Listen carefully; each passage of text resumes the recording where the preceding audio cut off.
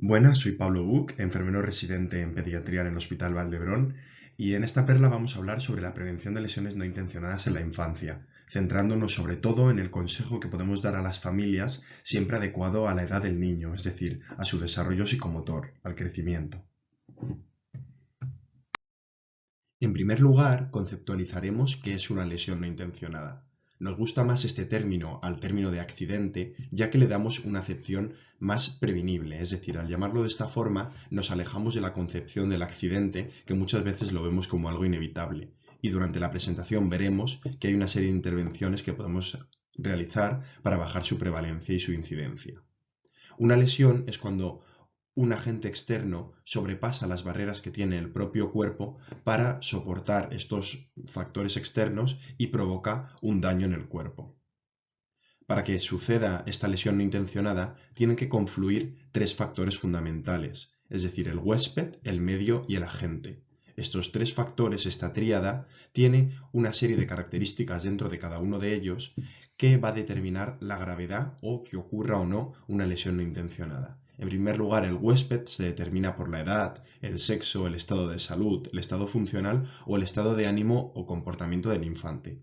Luego el medio podrá ser tanto familiar, la ciudad como un medio rural. También dependerá de donde nos encontremos del tipo de lesiones que nos podemos encontrar. Y por último, el agente. Encontramos objetos que son peligrosos en sí mismo, como podría ser un objeto cortante o un cuchillo, objetos que pueden ser peligrosos, como por ejemplo una bolsa de plástico, que en sí no es un objeto peligroso, pero dependiendo de dónde se coloque, sí podría serlo, y por último objetos por defecto de fabricación, que también podrían ser peligrosos, aunque dependerá de los sellos de calidad que tenga cada uno de ellos. Para entender la importancia del problema, vamos a estudiar un poco la epidemiología de las lesiones no intencionadas en la infancia. Debemos entender que estas lesiones fueron la principal causa de muerte en niños entre 1 y 14 años en la Unión Europea en el año 2012-2014. En la actualidad también lo son. Si estudiamos las diversas lesiones no intencionadas, el tipo más frecuente son los accidentes de tráfico, que suponen un 32% de las causas de mortalidad por causas externas. A continuación, lo siguen los ahogamientos accidentales, con un 14%. Si estudiamos la tasa de mortalidad por causa, vemos que el ahogamiento, sumersión y sofocación tiene una tasa de 2,357 en este grupo de edad. Es muy interesante analizar cómo las diferentes causas de mortalidad van variando a lo largo que crece el niño. Esto es importante ya que vamos a ver que tendremos que dar unos consejos u otros dependiendo del desarrollo psicomotor de este. Como podéis ver, esto va variando conforme al desarrollo psicomotor, como hemos dicho, y también al entorno donde se desarrolla el niño. Variará mucho los tipos de accidentes que puede tener un niño que simplemente está dentro de la cuna o solo está tumbado boca arriba, que un niño que empieza a gatear o un niño que empieza ya a caminar o cuando empieza a hacer deporte con sus amigos o asume mayores riesgos como la conducción en la adolescencia. Para dar respuesta a esta evolución que va teniendo el niño a lo largo de los años, surgen iniciativas como las que vamos a comentar. Una de estas intervenciones que podemos realizar es el consejo breve. Es importante que todo profesional sanitario que tiene contacto con la población pediátrica, ya sea en urgencias al acudir tras una lesión, o en un centro de salud cuando acude a una revisión de rutina o cuando acude por una demanda aguda, es importante aportar a las familias esta serie de consejos. Aquí tenemos propuesta la guía que hace la asociación, la Academia Americana de Pediatría, dentro de la TIP, que es una guía para dar consejos sobre la prevención de lesiones no intencionadas en la infancia. Como podéis ver, esta se encuentra dividida según las edades en la que el niño suele contactar con los servicios sanitarios. Y además vemos qué consejos se deben introducir y cuáles son los que se deben reforzar. Esta guía además aporta una serie de materiales, tanto cuestionarios como guías de consejos para dar a las familias, y este paquete lo que hace es facilitar a los profesionales sanitarios este consejo. Para facilitar este proceso de consejo a las familias para evitar las lesiones no intencionadas, hemos traducido esta tabla y hemos agrupado las intervenciones según las principales consultas ordinarias que se hacen a los servicios sanitarios, es decir, ya sean para vacunar a los niños o para consultas de revisión del niño sano. En primer lugar, vemos que al nacimiento, en la revisión de los 0 días y a la del mes, vemos que hay que introducir sobre todo consejos relacionados con la muerte súbita del lactante. Todos ellos relacionados con evitar humos, superficies rígidas para dormir, dormir boca arriba, evitar abalorios o evitar prendas innecesarias dentro de la cuna, etc. Luego también vemos que hay que introducir consejos sobre la seguridad en el coche desde el primer viaje, que es la salida del hospital, así como evitar caídas, por ejemplo, desde el cambiador. Una vez el niño va desarrollándose y tenemos la revisión de los 2 meses, vemos que ya introducimos consejos relacionados con el atragantamiento y la sofocación, ya que son más capaces de coger objetos pequeños y llevárselos a la boca, así como prevenir escaldaduras, sobre todo por líquidos calientes en el biberón o por padres que puedan estar bebiendo una bebida caliente y caiga sobre el niño.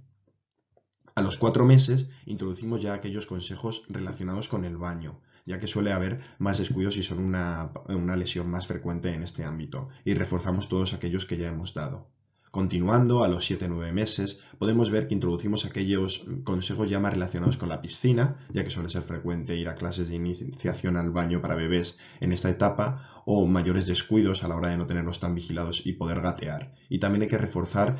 sobre todo aquellos relacionados con caídas y quemaduras, ya que por lo que hemos dicho de que llega a sitios nuevos gateando, puede haber mayor riesgo. A los 12-15, ya cuando empieza a ponerse de pie, tenemos que reforzar todavía más estos consejos de los que os hablaba, y además tener cuidado con productos químicos por envenenamientos y este tipo de cosas, así como reforzar aquellos consejos de seguridad en el coche y también el uso de andadores o manguitos que no están respaldados por la evidencia. Como podéis ver, también están incluidos los dispositivos de retención infantil, que como veis a los 7 o 9 meses ya podemos, según el tipo que tengamos, pasar al de tipo 1. A los 18 meses también es importante revisar todos aquellos consejos que ya hemos ido dando y sobre todo también ir respondiendo a las dudas que tenga la familia.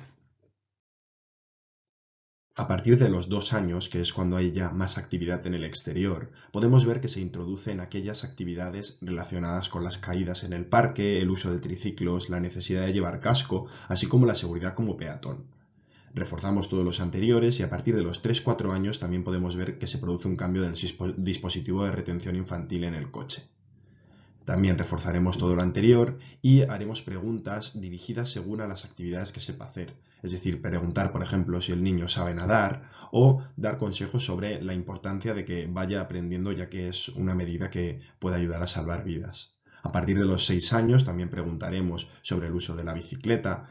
si se coloca el casco para ir en ella, si va en la bicicleta con los padres, este tipo de cosas que también nos pueden ayudar a dar consejos dirigidos a la familia. A los 8 años, como podemos ver, ya cada vez empiezan a hacer más deportes de equipo o de impacto, en el que es importante reforzar aquellos consejos sobre la seguridad del deporte, la buena hidratación, la protección solar, etc. En el coche ya suele ser la edad en la que pueden colocarse en el asiento de adelante o pueden empezar a dejar de llevar elevador, entonces también hay que comentar este tipo de cosas con los padres y con los niños. Y a partir de los 12-14, que empieza la adolescencia, también hay que dar consejos sobre todo sobre seguridad vial y sobre el ciclomotor y también dirigirnos sobre todo al adolescente y ver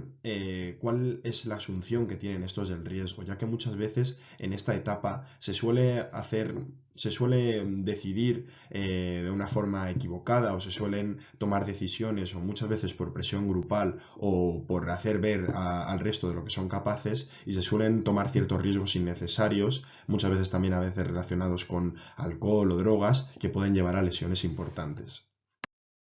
Por último, me gustaría facilitaros una serie de recursos que creo que pueden ser de interés tanto para los profesionales sanitarios como para las familias, tales como la Estrategia de Promoción de la Salud y Prevención de nuestro Sistema Sanitario, así como la Guía PAPS de Atención Primaria, que incluyen ya la importancia de dar este consejo en prevención de lesiones, así como otros talleres de primeros auxilios y otras patologías de interés. Luego también esta guía para padres de la Asociación Española de Pediatría junto a la Fundación MAFRE, que es muy útil para las familias, ya que incluye las diferentes estancias del hogar, como podéis ver en la foto, con los potenciales riesgos que podemos encontrar y las medidas preventivas que nos pueden ayudar. La guía del Childhood Safety Report Card, que es una estrategia que se ha desarrollado a nivel de la Unión Europea con una serie de indicadores que posicionan a nuestro país respecto a otros en cuanto al Consejo de Prevención de Lesiones. Y en la parte superior tenéis otra literatura internacional, tanto de la OMS como del Sistema Sanitario de Estados Unidos y de Reino Unido, con bastante información, incluso una guía NICE sobre las prácticas de consejo que podemos utilizar en nuestro trabajo o en nuestra práctica diaria habitual. Espero que haya sido esta información de vuestro interés, que podáis implantarla en vuestra práctica diaria y espero haber podido ayudar en lo que sea posible. Quedo a vuestra disposición en redes sociales para cualquier duda.